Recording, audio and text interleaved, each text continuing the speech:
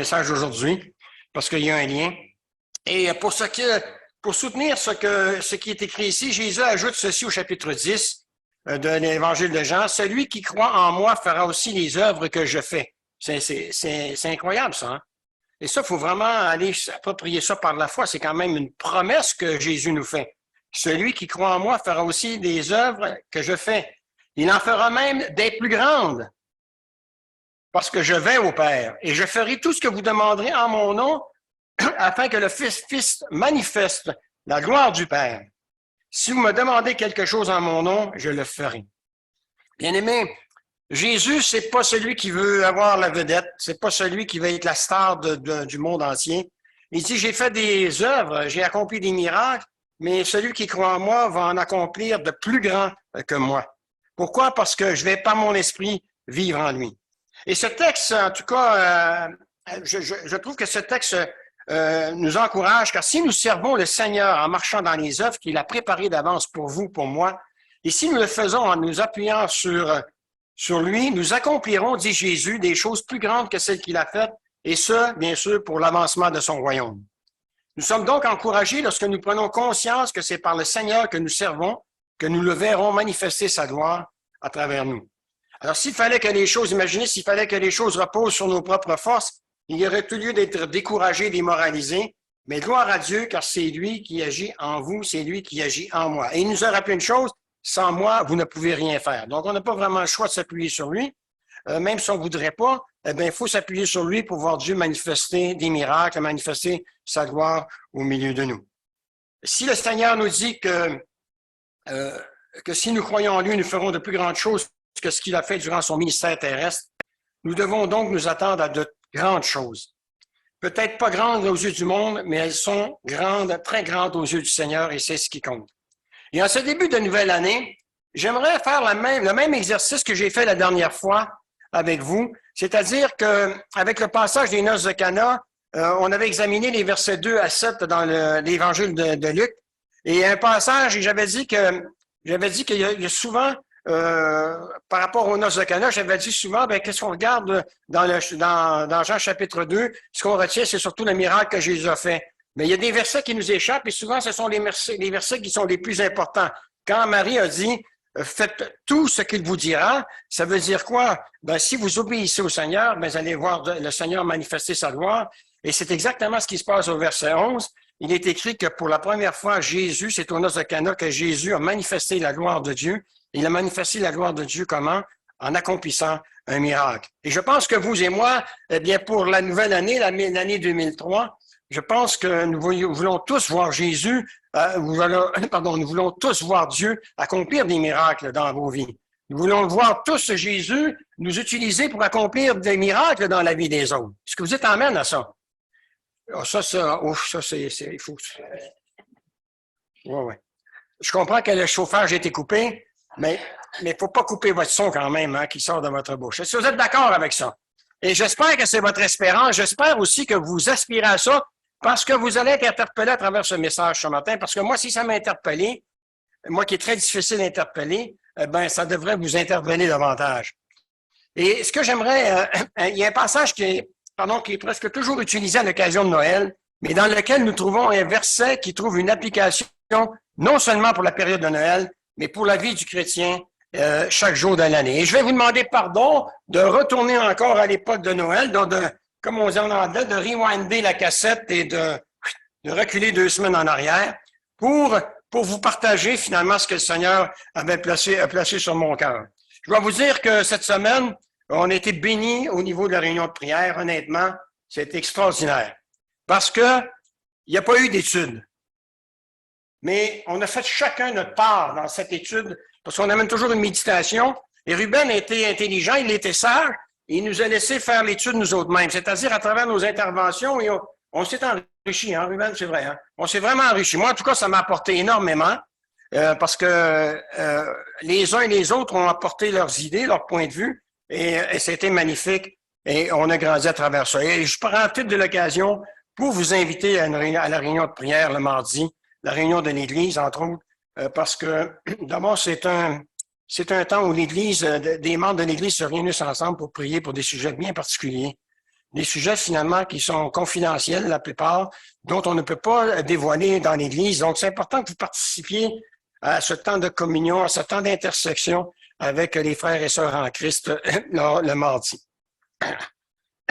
Alors, ayant dit cela, bien, il est évident que nous ne pouvons pas ignorer que la naissance de Jésus constitue un moment entouré de nombreux miracles. Des anges sont apparus, une vierge a accouché et le Seigneur Jésus est venu à un moment bien précis dans ce monde tel qu'annoncé par les prophètes. Pardon. Alors, l'idée que le roi des rois et le Seigneur des seigneurs viendrait dans ce monde, dans une étable, et serait placé dans une mangeoire dépasse presque mon niveau de compréhension. Si c'était l'endroit idéal pour nourrir les moutons et le bétail, ce n'était certainement pas un endroit pour placer un enfant, un bébé, et encore moins le Fils de Dieu. Pensez-y, une mangeoire, ça demeure quand même un récipient servant à donner à boire ou à manger aux animaux de la ferme, en particulier les porcs. Cependant, ce que cette scène aseptisée ne nous montre pas, c'est le fait que cette étable devait être très sale et les odeurs qui devaient s'y dégager ne devaient pas sentir les roses, sans compter que l'air de la nuit devait être très froid. Vous conviendrez avec moi que ce n'est sûrement pas le genre d'endroit où nous aurions aimé naître et encore moins l'endroit où une future maman aurait aimé accoucher. N'importe quel inspecteur travaillant dans le milieu hospitalier aurait déclaré cet endroit insalubre et l'aurait fermé. Pourtant, ce n'est pas la principale chose qui ne va pas avec cette scène que je viens de décrire. Ce qui ne va pas, bien aimé, c'est que l'enfant Jésus n'aurait jamais dû se retrouver dans cette étable. Après tout, n'est-il pas le Dieu éternel, la deuxième personne de la Trinité, celui qui règne sur tout? Nous pourrions même ajouter qu'il n'aurait même pas dû venir du tout dans notre monde pécheur, mais ce fut son choix à cause de son grand amour pour nous. Nous l'avons souligné ce matin en parlant de l'amour éternel de Dieu. Et par rapport à l'amour éternel de Dieu, il y a quelque chose qui est unique à travers ce passage-là et qui est très profond quand vous grattez dans l'hébreu.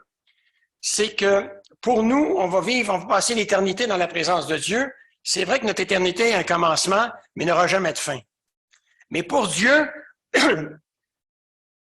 quand Dieu nous dit qu'il nous aime d'un amour éternel, c'est difficile humainement parlant de comprendre ça, c'est que Dieu n'a jamais commencé à vous aimer. Et il ne terminera jamais de vous aimer, puisque Dieu voyage dans l'éternité. Le temps ne compte pas pour Dieu. Et quand Dieu, c'est extrêmement profond, quand Dieu dit, et c'est pour ça qu'il dit qu'avant d'avoir créé le monde, il avait prévu quelque chose pour nous, parce que ça se rattache à cet amour éternel. Dieu n'a jamais commencé à vous aimer, il vous a éternellement aimé, bien-aimé. Et il va vous aimer éternellement. C'est difficile à comprendre, nous, en tant qu'humains qui vivons dans les secondes, dans les minutes, dans les heures, dans les années, dans les siècles. Mais le temps pour Dieu n'existe pas. Dieu, il est là comme il est là-bas. Le temps n'existe pas. C'est très difficile pour nous de comprendre. Et c'est très profond parce qu'il l'a dit 2-3 fois dans l'Ancien Testament, quand il dit « Je t'aime d'un amour éternel ». Il l'a dit à Jérémie, je pense qu'il l'a dit aussi à Isaïe, mais prenez pas ça pour du cash. Il me semble de mémoire qu'il l'a dit aussi à Isaïe. Et c'est extrêmement profond de savoir que ce Dieu qui ne nous doit rien, que ce Dieu qui, même s'il passe l'éternité tout seul, c'est-à-dire avec la Trinité, il ne déprimera pas parce qu'il s'autosuffit à lui-même. Et c'est extraordinaire de savoir que Dieu a choisi, bien-aimé, que vous et que moi, nous passions l'éternité avec lui, dans sa présence, sur une nouvelle terre et de nouveaux cieux. Non seulement pour vivre avec lui, mais pour régner avec lui. C'est extraordinaire. Mais qu'est-ce qu'on a de si spécial pour que Dieu nous accorde cela, bien-aimés? Qu'est-ce qu'on a de si spécial? Et qu'est-ce qu'on fait de si spécial en retour pour rendre grâce à Dieu pour son amour et pour le salut qu'il nous accorde en Jésus-Christ? Et en 2023, on ne sait pas combien de temps il nous reste à vivre, bien-aimés. Avec tout ce qui se passe, on ne sait pas quand le Seigneur Jésus va revenir. Est-ce qu'on ne pourrait pas prendre la décision, bien-aimés, d'en faire un petit peu plus pour le Seigneur? De lui montrer en retour de cet amour éternel qui nous a manifesté, entre autres à la croix, de dire, Seigneur Jésus, en 2023, j'aimerais bien que tu occupes la place qui te revient. Pas une part de la place qui te revient, mais la place qui te revient, Seigneur, je voudrais que tu l'occupes pleinement. Parce que la question qu'on peut se poser ici, bien-aimés, pourquoi Jésus est-il né dans une étable? Vous savez pourquoi? Et c'est cette phrase-là qu'on va travailler ensemble ce matin. Parce qu'il n'y avait plus de place pour lui. Y a-t-il encore de la place pour que le Seigneur Jésus vienne habiter dans votre cœur en 2023? Prendre encore plus de place, bien-aimés, pour qu'il puisse manifester sa gloire à travers vous. Que les gens, quand ils vont vous regarder, quand ils vont me regarder, vont dire, toi, tu as quelque chose de particulier. Et je pourrais lui dire oui, parce que Jésus occupe toute la place qui lui revient dans mon cœur. Et c'est là qu'on va voir Jésus manifester sa gloire. Parce que c'est ce qu'il veut. Ça fait partie de sa volonté. Manifester sa gloire à travers de simples êtres humains qui sont devenus ses enfants. Dieu n'utilise pas ses anges, il veut vous utiliser, bien aimé. Et vous ne devez pas souffrir d'aucun complexe d'infériorité par rapport à cela. Parce que ce n'est pas vous qui allez manifester la gloire de Jésus, c'est Jésus qui va manifester sa gloire à travers vous. Et c'est ça qui est merveilleux. C'est ça qui est merveilleux. Avec des êtres humains qui sont très limités dans leur capacité, Dieu veut surpasser ça en disant, permets-moi d'occuper toute la place qui me revient. Et tu vas voir comment je peux manifester ma gloire à travers toi. Et Dieu veut manifester cette gloire-là, bien-aimé. Et dans ce passage ici, eh bien, je l'ai peut-être posé d'avance, mais la principale raison, on enlève le côté spirituel, on va rester dans le humain pour l'instant. Si Jésus est venu au monde dans une étable, c'est parce qu'il n'y avait pas de place pour lui à Bethléem. Et je dis souvent, quand les gens vous rejettent, comme on l'a fait pour le Seigneur Jésus, ça n'a pas changé le monde, il n'y a pas de place pour les chrétiens, bien-aimés. Et si on se sent à l'aise dans le monde, ben on doit commencer à s'interroger parce que ce n'est pas normal qu'on se sente à l'aise dans le monde. Alors la place, c'est Jésus qui doit l'occuper dans nos vies. Parce que nous occupons une grande place dans le cœur de Dieu pour avoir voulu nous sauver.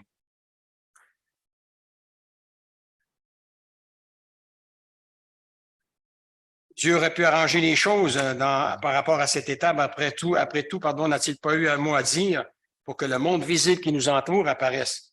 J'aimerais ce matin alors continuer, prendre quelques minutes pour répondre à cette question. Pourquoi le Seigneur Jésus est-il né dans une étable?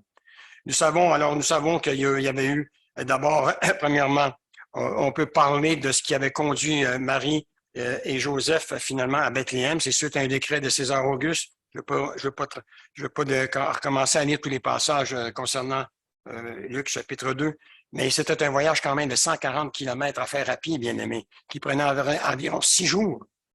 Alors, on ne sait pas quand ils sont arrivés, on ne sait pas combien de temps ils ont demeuré, mais Luc nous dit dans les versets 6 et 7 que pendant qu'ils étaient là, le temps où Marie devait accoucher arriva et elle enfanta son fils premier-né. Elle l'emmaillota et le coucha dans une crèche parce qu'il n'y avait pas de place pour eux dans l'hôtellerie. Je peux vous dire à partir de mon expérience personnelle que ce n'est pas intéressant ni agréable d'essayer de trouver un endroit pour se loger quand il n'y a pas de place. Il m'est arrivé plus d'une fois en vacances de chercher une place dans un motel pour dormir alors que j'avais conduit pendant des heures pour me faire dire qu'il n'y avait pas de place. Et là, quand on me posait la question, est-ce que vous êtes seul? Et que je lui disais que j'avais une femme et 4 enfants, eh bien, on me disait qu'il n'y avait pas de place. Et là, il était 3 heures du matin, je devais trouver une place. C'est pas évident durant la nuit quand tu vas dans un pays, surtout quand tu quittes le Canada pour les États-Unis. Ah ben, moi, j'ai toujours dit que les États-Unis, c'est beau dans les films, mais je n'irai jamais habiter aux États-Unis. Mais quand tu tombes aux États-Unis, tu ne sais pas sur qui tu vas tomber. Alors, voilà. Vous avez vu ce qui s'est passé cette semaine, là? Un enfant primaire là, qui a tiré une balle dans la tête à sa maîtresse d'école. Ben, c'est des choses surprenantes qui se passent aux États-Unis. Et ça, on est dans un monde de violence alors que nous, on est des proclamateurs de la paix qui vient d'en haut, de la joie qui vient d'en haut, bien aimé. Ce petit garçon-là, il va être marqué jusqu'à la fin de ses jours. Et il y a d'autres enfants qui auront perdu une mère en cette professeure d'école parce qu'on permet beaucoup de liberté aux États-Unis concernant le port des armes à feu. Pardon. Il ne faut donc pas s'étonner que cette nuit-là, l'hôtellerie du petit village de Bethléem, il n'y avait pas de place. étant donné que le village était rempli à cause du recensement décrété par l'empereur. Mais ce qu'il y a de plus étonnant, c'est que personne n'a eu pitié de ce couple, pire encore de cette jeune mère qui était sur le point d'accoucher de son premier bébé. Personne ne leur a offert sa place. Personne ne s'est offert pour dormir à leur place dans l'étable, bien-aimés. Mes amis, permettez-moi de vous poser une question. Qu'est-ce que vous auriez fait si vous aviez été là ce soir-là? Leur auriez-vous offert votre place, bien-aimés? Moi, c'est une question que je me pose aussi. Par rapport à notre confort, on est tellement bien dans notre confort. Par rapport à tout ce qu'on a, bien-aimés, est-ce qu'on aurait cédé la place à Marie et Joseph? On aurait cédé une chambre de l'hôtellerie, la chambre qu'on occupait à Marie et Joseph. Nous pouvons toujours évoquer de bonnes raisons pour ne pas faire de place à Jésus dans nos vies, bien-aimés. Nous pouvons toujours évoquer le fait que nous sommes trop occupés, trop chargés, trop stressés, et j'en passe. Il est étonnant de constater que personne n'a voulu céder sa place à cette femme et à son enfant. Et ce qui étonne encore davantage, c'est quand nous considérons de qui il s'agit. L'enfant qui, dans l'étable, était le Fils de Dieu, celui qui est venu nous enseigner la vérité sur la manière de vivre que Dieu demande, bien-aimé. Lui dont la condition était celle de Dieu, lui qui a renoncé de lui-même à tout ce qu'il avait pour prendre la condition de serviteur, lui qui est devenu semblable aux hommes, qui a paru dans une situation d'homme, qui a accepté de vivre dans l'humilité et qui s'est montré obéissant jusqu'à la mort sur la croix. Lui qui était riche et qui s'est fait pauvre de riche qu'il était, afin que par sa pauvreté, vous soyez enrichis. Mais il n'y avait pas de place pour celui qui a créé tout ce qui existe, le ciel, la terre, la mer et tout ce qui se trouve. Il a accepté de venir sur la terre, ce grand dépotoir où on retrouve dans le cœur de tous les hommes des déchets de péché de toutes sortes pour annoncer la bonne nouvelle du royaume de Dieu. Oui, Jésus était riche et il s'est fait pauvre pour nous enrichir. Il a quitté la place qu'il occupait au ciel et où il a partagé la gloire qu'il avait auprès de Dieu pour venir chercher et sauver ceux qui étaient perdus. Lui en qui se trouve la vraie vie, qui donne la lumière aux hommes, cette lumière qui brille dans l'obscurité et qui n'a pas été reçue par ceux qui vivent dans l'obscurité. Excusez-moi, j'essaie des nouvelles lunettes, mais je suis en train de me demander si je vois pas mieux sans lunettes qu'avec les lunettes. Je vais les mettre ici, peut-être que ça va être encore mieux, quoi. Alors, si les gens ne l'ont pas accueilli, s'ils ne lui ont pas offert une place, Dieu avait quand même préparé un comité d'accueil pour le recevoir. C'est extraordinaire. Hein? Dieu prévoit tout, bien aimé. Il savait depuis toute éternité qu'on le rejetterait. Il savait depuis toute éternité que vous l'accepteriez un jour, bien aimé.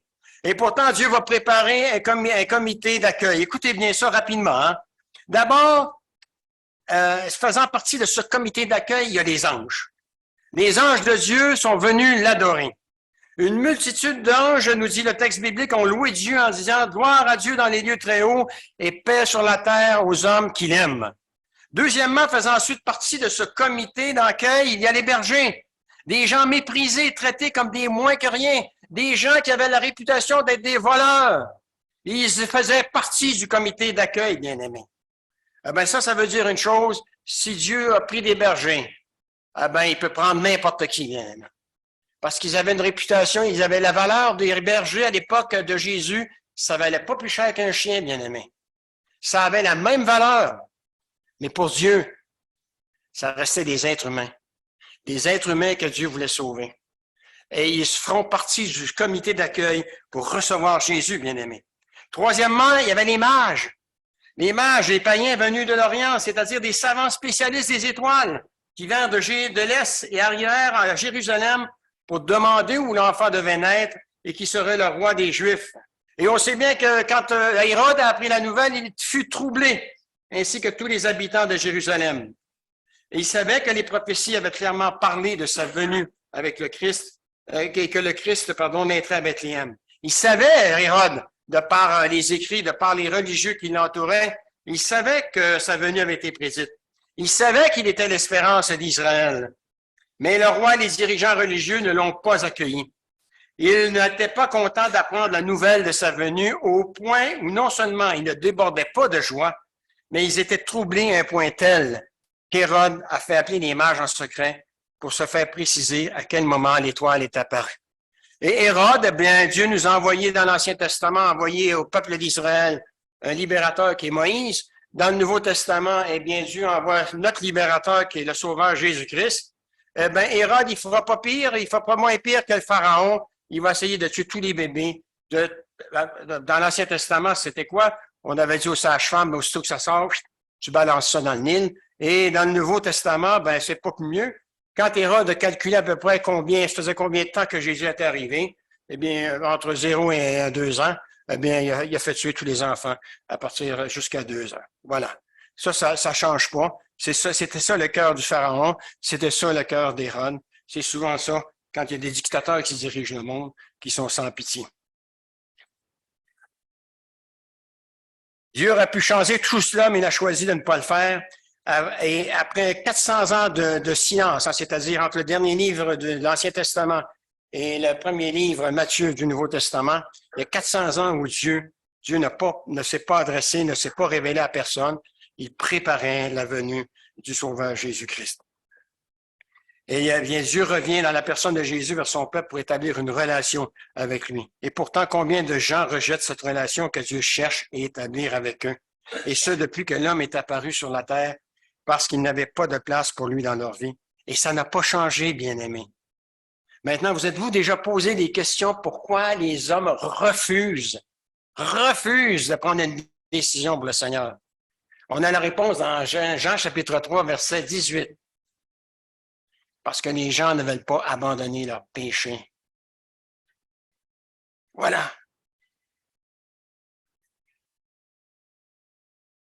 Je vais vous le lire.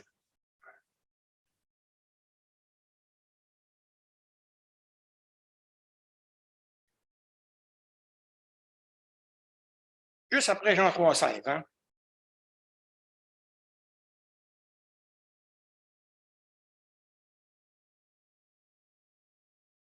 Celui qui croit, verset 18, celui qui croit au Fils n'est pas condamné, mais celui qui ne croit pas est déjà condamné parce qu'il n'a pas cru au Fils unique de Dieu. Verset 19. Voici d'où vient la condamnation. La lumière, celui qui est Jésus, est venu dans le monde, mais les hommes aiment mieux l'obscurité que la lumière parce qu'ils agissent mal. Pourquoi? Parce que les gens agissent, parce que les hommes ne veulent pas abandonner leur péché. Les gens se complaisent dans leur péché, bien-aimés. Vous savez, si on avait mis une odeur épouvantable ici ce matin, vous seriez rentré, tout le monde aurait dit, mais ça pue ici. Mais quelqu'un qui vit ici, 365 jours par année, qui ne sort jamais, il ne sent plus cette odeur-là. Hein. Il ne la sent plus, cette odeur-là. Il va vous regarder, il va dire, ben non, moi je trouve. Vous allez dire, mais ça pue ici. Ben, je trouve pas, moi. J'ai sûrement fait l'expérience, mais ça m'est arrivé, hein. Ouais. Ben non, ça sent. Ben non, mais non, c'est bizarre que toi, tu trouves que ça sent mauvais. Ben, bien aimé, quand un pécheur, là, hein, eh bien, roule dans son péché depuis des années, là, finalement, il n'en sent même plus l'odeur désagréable qui monte aux narines du Seigneur. Et il continue à se vautrer dans sa soupe comme le cochon le fait. Et il est capable de manger son vomi comme le chien le fait, sans en goûter ce qui est pas mangeable dans tout ça, bien aimé. C'est ça le problème, c'est ça le problème. Les gens ne veulent pas abandonner leur péché. Et si vous grattez un petit peu, là, hein, c'est toujours un péché qu'ils ne veulent pas abandonner. Je vais vous dire, le plus grave des péchés, même pour ceux qui sont nés dans l'Église, des fois, on se dit, moi, je suis né dans l'Église, j'ai fait l'école du dimanche, j'ai fait le groupe. C'est vrai, hein? Le groupe, je ne suis pas en train de vous condamner. C'est pas ça que je suis en train de dire parce que vous êtes né dans l'Église. Au contraire, c'est une bénédiction que vous soyez né dans l'Église. Hein? Mais quand on accepte le Seigneur Jésus, on doit renoncer tous à un péché. Tous. Vous savez, c'est lequel? C'est renoncer dorénavant à être notre propre Dieu. À décider nous-mêmes ce qui est bien, ce qui est mal. Jésus a dit, si quelqu'un veut venir avec moi, qu'il renonce à lui-même, qu'il porte sa croix et qu'il me suive, le prêt à payer, c'est renoncer dorénavant à être notre propre Dieu. À décider qui a raison, qui a tort. À décider ce qui est vrai et ce qui est faux.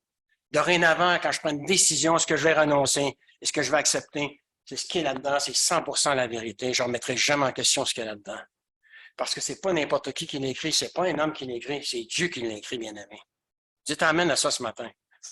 Et on a besoin en 2023 de revenir à cette parole. On a besoin de revenir à nos doctrines fondamentales du christianisme qui a fait la force du mouvement évangélique, bien-aimé. Ce qui est écrit là-dedans, ce que les hommes peuvent dire, c'est changeant. Ce qui est écrit là-dedans, ça ne change pas, ça ne changera jamais parce que c'est Dieu qui l'a écrit. On a besoin, si on veut voir la gloire de Dieu se manifester dans nos églises, bien-aimés, si on veut voir la gloire de Dieu se manifester dans le cœur des hommes qui ne le connaissent pas à l'extérieur, on a besoin de revenir à la parole, on a besoin de revenir au fondement évangélique, bien-aimés.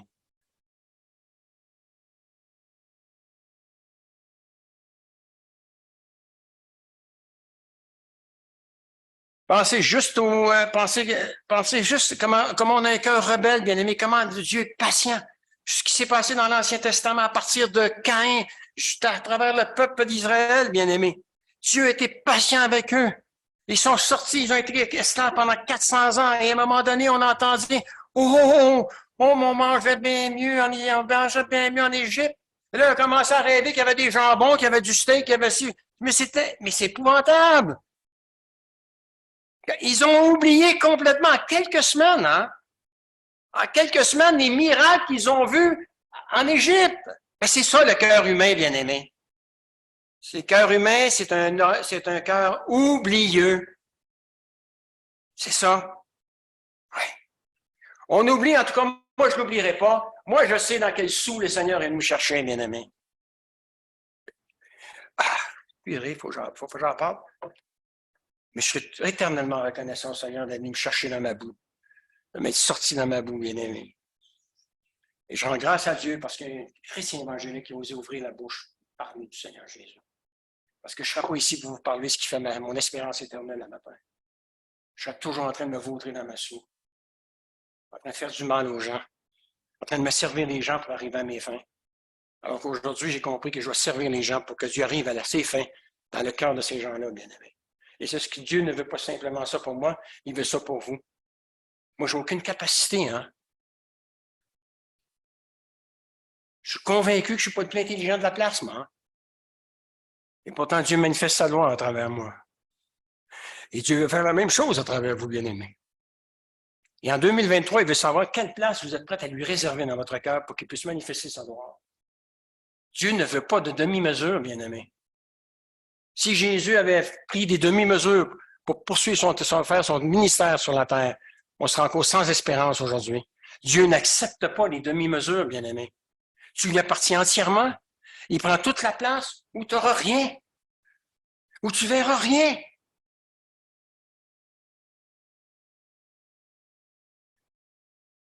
Je t'emmène à ça.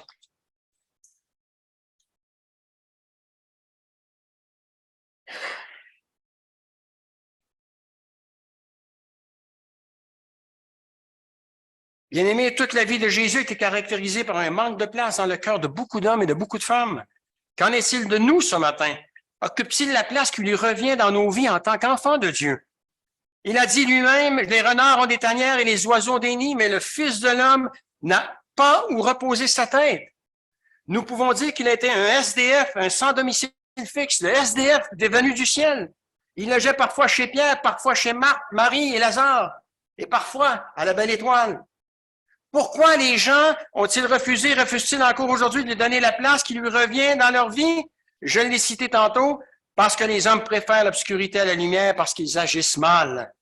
Et car quiconque fait le mal déteste la lumière et s'en écarte car il a peur que ses mauvaises actions apparaissent en plein jour. Parole du Seigneur. Il en est encore de même aujourd'hui. Beaucoup de gens ne veulent pas faire de la place à Jésus parce qu'ils agissent mal.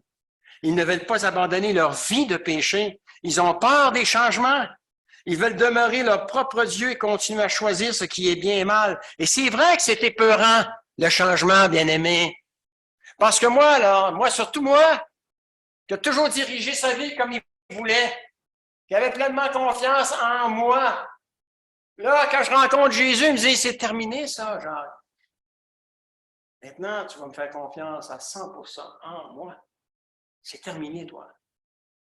Tu veux voir des miracles dans ta vie? Laisse-moi diriger ta vie. Obéis à ce que je vais te demander.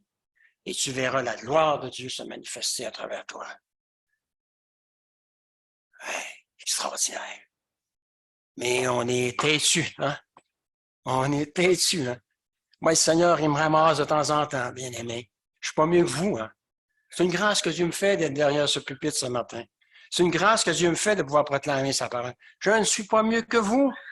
Je suis un être humain qui a ses faiblesses, qui a ses forces.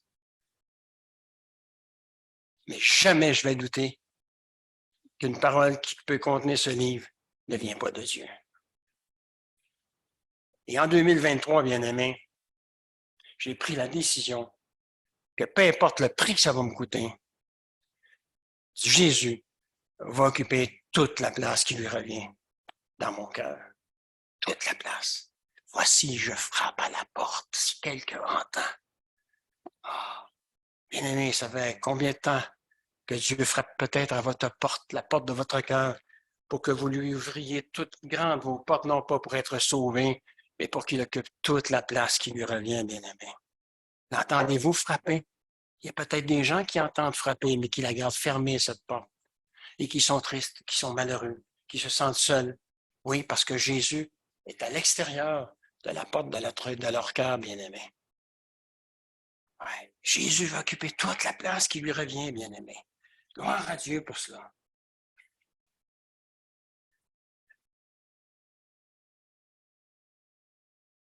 Finalement, bien-aimé, quand vous y pensez bien, la seule place que le monde a su trouver pour Jésus, c'est à Golgotha pour le clouer sur une croix. C'est la seule place que le monde a pu lui trouver sur cette terre. Une place sur le mont Golgotha. Jésus avait dit auparavant dans Jean 12, 27, c'est pour cela que je suis venu, pour passer par cette œuvre de souffrance. Oui, les hommes lui ont trouvé une place, mais cette place, c'était votre place, c'était ma place, bien-aimé. N'est-ce pas nous qui méritions de mourir sur cette croix à cause de nos péchés?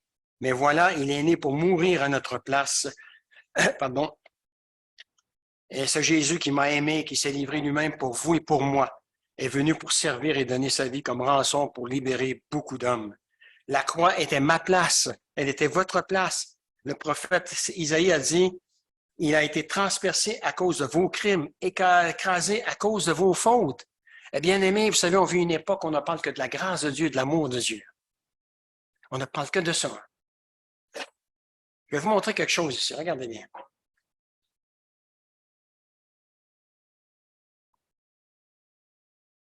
Vous voyez l'épaisseur de l'Ancien Testament? Vous voyez l'épaisseur du Nouveau Testament? Il y en a beaucoup plus épais concernant la loi. Et un petit peu moins concernant la grâce. Les messages évangéliques de l'époque qui faisaient les cœurs de Pierre, 90% du message parlait de la loi. 10% de la grâce. On voyait les nouvelles naissances, bien aimés. Aujourd'hui, 90% de la grâce, 10% de la loi. Il y a beaucoup de religieux qui rentrent dans cette vie. Parce qu'en parlant que de la grâce, on a mis de côté la repentance. On a mis de côté la nouvelle naissance. On a mis de côté la sanctification. Et on a des problèmes dans nos églises à beaucoup d'endroits à cause de cela, bien aimés.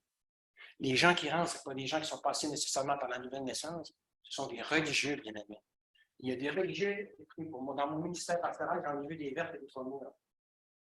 Religieux peuvent paraître encore plus chrétiens que ceux qui sont au nouveau. Et c'est ça qui est trompeur. Parce qu'ils sont dans le faire et non pas dans le être. Et faire des hommes, là, ça nous épate, ça nous impressionne dans le faire. Mais ça ne veut pas dire nécessairement qu'ils sont nés de nouveau. C'est les motifs qui les poussent à faire qui est important de découvrir, bien aimé. Et souvent, vous vous apercevez une chose, c'est pour s'approprier la gloire qui revient à Dieu. Et non pas donner la gloire à Dieu. Mais quand vous êtes né de nouveau, vous avez compris quelque chose d'important. Toute la gloire doit lui revenir. Toute la gloire doit lui revenir. Et on doit revenir à ça, bien aimé. C'est important. Je me promène un peu partout. Et il y a des endroits où c'est difficile. Il y a des endroits où le message, J'assiste à des messages et je change pas de jugement. C'est difficile. Dieu vous aime. Dieu vous aime. Vous savez, quand vous dites à quelqu'un dans le monde que Dieu l'aime, et que vous n'êtes pas capable de lui expliquer quel est le fondement de l'amour de Dieu, vous n'amènerez jamais cette personne-là à passer de l'amour à la vie. Moi, en tant que non-croyant, qu'on vient de me dire que Dieu m'aime, quelqu'un que je ne vois pas, parle-moi d'une femme. Parle-moi d'une femme. Ouais, présente-moi une femme.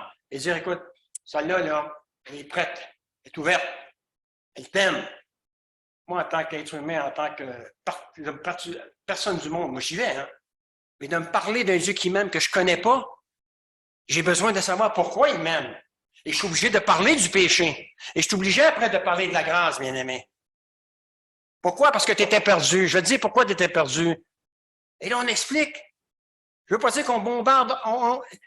Je l'ai déjà dit, hein, l'évangélisation, c'est une préparation. Hein. C'est une préparation. D'abord, il faut avoir de la compassion pour être capable d'avoir de la passion. À partir du moment où on a la compassion pour les âmes, on va développer une passion pour les âmes. Et là, on va commencer à parler comme Jésus parlait aux gens. Le message de la loi, c'est pas inégaliste. Hein. Quand c'est bien fait, c'est pas légaliste. Hein. Loin de là, hein. C'est libérateur. On sait que la loi ne sauve pas, mais elle est libératrice, la loi. Parce qu'elle nous amène à celui qui sauve, à celui qui libère. Pas Moïse, Jésus-Christ. Je t'emmène à ça. En terminant, bien-aimé,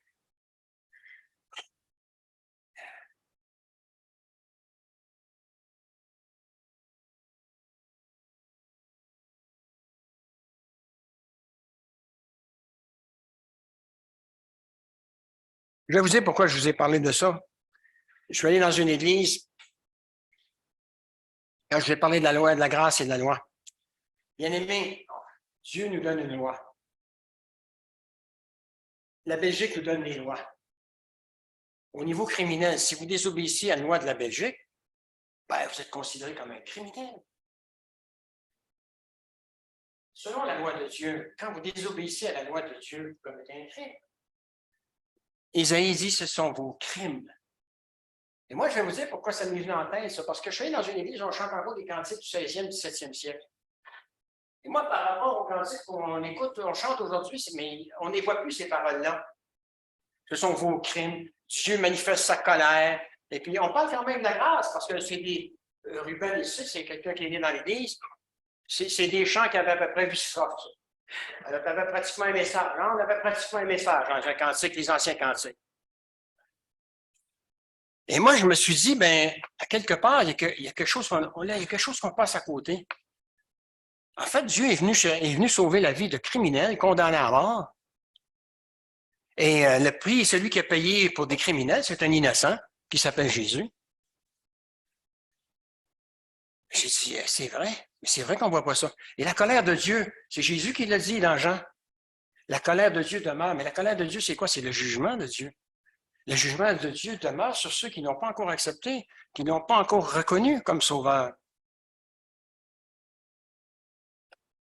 Alors, je ne vous dis pas qu'on doit utiliser les mots crime ni colère, mais simplement que nous, en tant que chrétiens, on puisse se rappeler qu'il y a quand même quelque chose d'important qui attend ces gens qui ne le connaissent pas.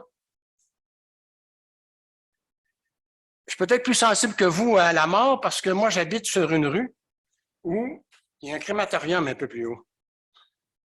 Et le nombre de corbillards qui passent à chaque jour, je me dis souvent, est-ce que lui, il s'en va où, lui? Il est parti pour aller vivre où maintenant? Et t'envoies, hein? T'envoies. C'est une file d'attente de 6 heures le matin jusqu'à 18 heures le soir. Et ça me fait mal, hein? Ça me fait mal parce que je me regarde, je me remets en question en tant que, pas que en tant qu'Église, parce que c'est la tâche à laquelle Dieu vous a appelé et m'a appelé, de proclamer ce qu'il a fait de nous, qui nous a fait passer de la mort à la vie, de le proclamer à ceux qui sont morts spirituels et qui se promènent dans votre quartier, dans mon quartier. Et c'est notre tâche, bien-aimés. Alors, sommes-nous trop occupés pour permettre à Jésus qu'il occupe cette place qu'il veut prendre dans votre vie pour pouvoir manifester sa gloire. En terminant, Jésus a dit, celui qui croit au Fils a la vie éternelle et celui qui ne croit pas au Fils ne verra pas la vie, mais la colère de Dieu demeure sur lui. Et celui qui me rejette et ne reçoit pas mes paroles, il y en a qui le jugent. Il y en a un qui le juge. La parole que j'ai dite, c'est celle qui la jugera au dernier jour.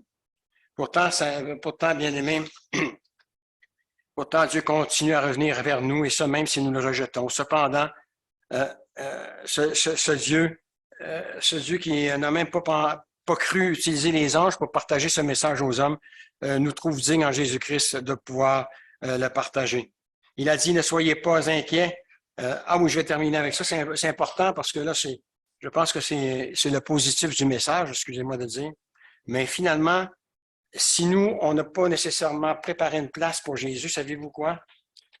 C'est lui maintenant qui est en train de vous préparer une place, de me préparer une place au ciel.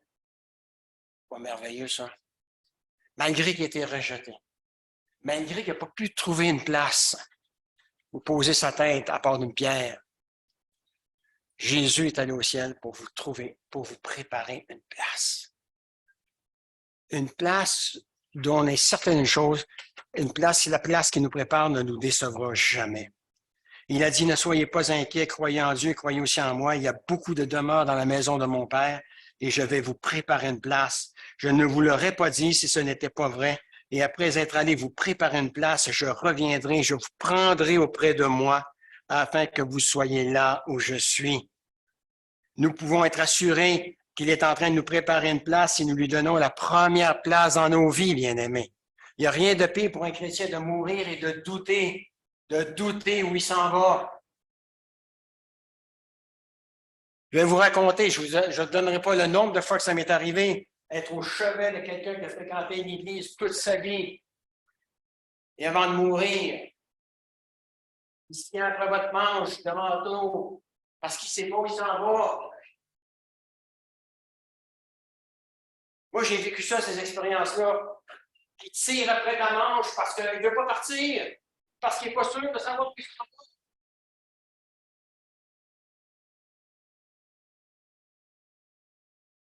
J'ai pu amener quelqu'un, 94 ans, à la limite de sa vie, l'amener au Seigneur parce qu'il m'a confessé finalement. Il y avait un non-pardon dans sa vie, toute sa vie, parce qu'il avait fait la guerre avec les Allemands et ainsi de suite. Il y avait de la rancune. Il a toujours porté dans son cœur cette rancune-là.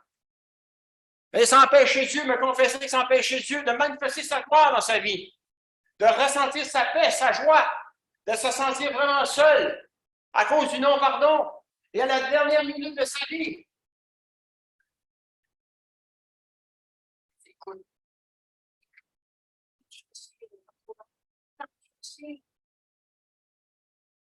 confesse ce péché de non-pardon. Demande-lui qu'il vienne remplir ton cœur à la place. Et fais cette prière. Fais cette prière.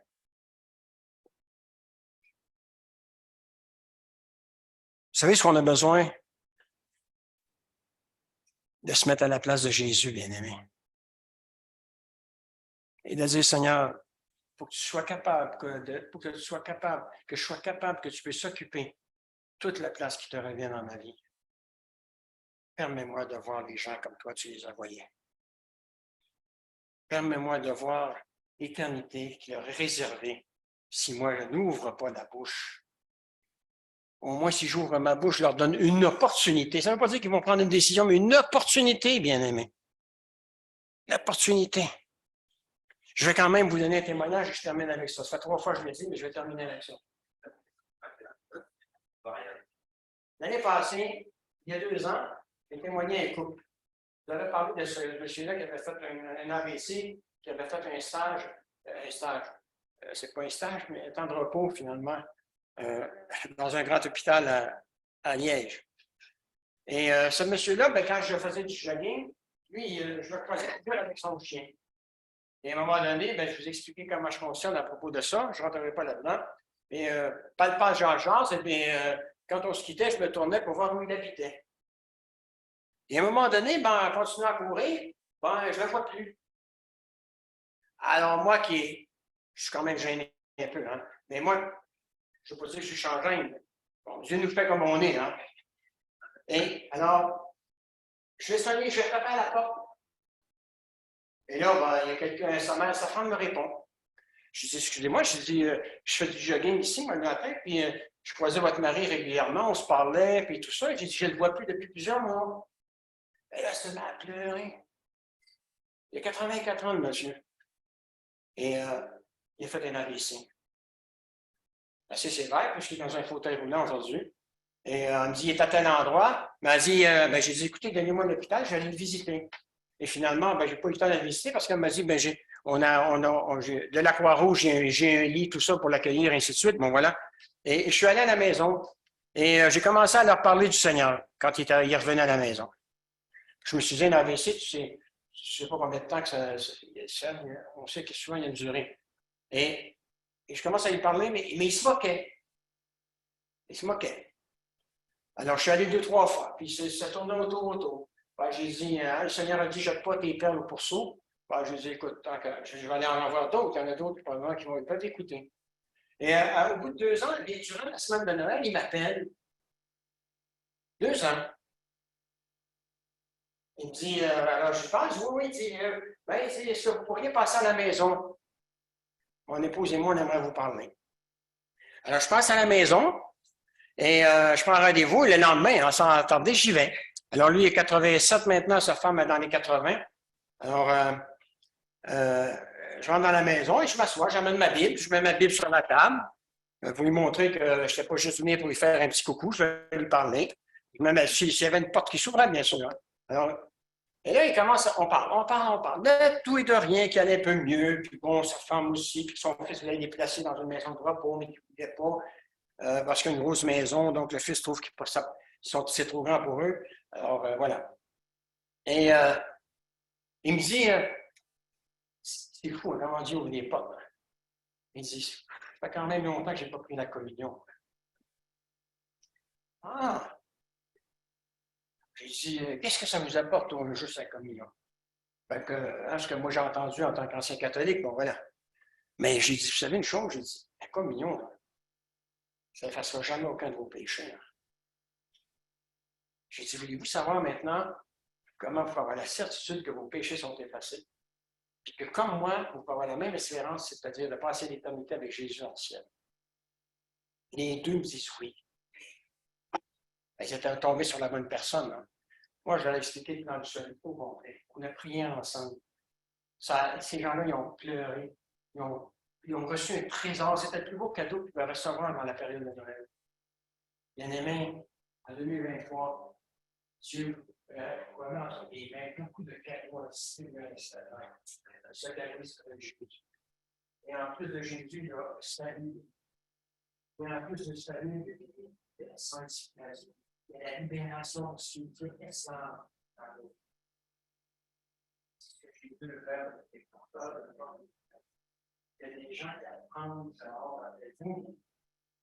Que ce soit chez Cora, sur la marché, n'importe où. Il y a des occasions pour démarrer. Moi, je savais, chez Cora, je vois une femme, un homme, je lui dis, il est dans la rangée des pommes moutarde ou mayonnaise. Donc, ben, je m'approche à côté, je dis, écoutez, pouvez-vous conseiller, selon vous, c'est quoi la meilleure moutarde? Je trouve que ça marche pas, c'est bien perdu, hein, je vais pas inciter personne. Et ça peut marcher. Parce que ça a déjà marché. Je ne vous envoie pas quand même à un endroit où ça ne marche pas. Amen. On va prier. Hein? On va prier. Seigneur, notre Dieu, nous voulons nous bénir, Seigneur. Seigneur, désolé pour le temps que nous avons pris. Mais Seigneur, dans les vies, nous savons que le temps ne compte pas. Amen.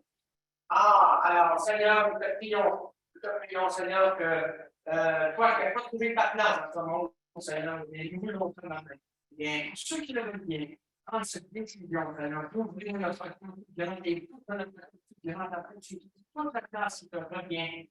Pour Seigneur, parler par les bouches. Pour Seigneur, tout les cœurs qui ne te connaissent pas. Pour Seigneur, que tu puisses faire passer ta gloire, nous voulons te voir bénir, Seigneur. Et le plus beau des miracles, c'est les membres, c'est quand de donner la vie à des gens, Le Seigneur nous a donné des mondes spirituels de passer de la mort à la vie bien-aimée. Et le Seigneur nous a donné de prendre toute la mort parce que le Seigneur, sans toi, nous ne pouvons rien faire. Nous sommes aussi toi qui va monter si grand dans notre vie. Seigneur, bénis cette communauté. Bénis les accompagnants, Seigneur. Et fais en sorte que les gens puissent savoir que nous t'appartenons à l'amour que nous dégageons, que nous manifestons les uns vers les autres.